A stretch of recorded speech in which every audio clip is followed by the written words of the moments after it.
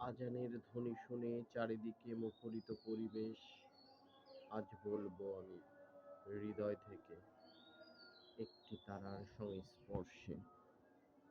তুমি যেখানেই থাকো না কেন আজ দীপ্ত হাসির মতো দীপ্তকে সবুজের পাঠশালায় আমি ভালোবাসি তবু পড়ছি আজ তুমি নেই।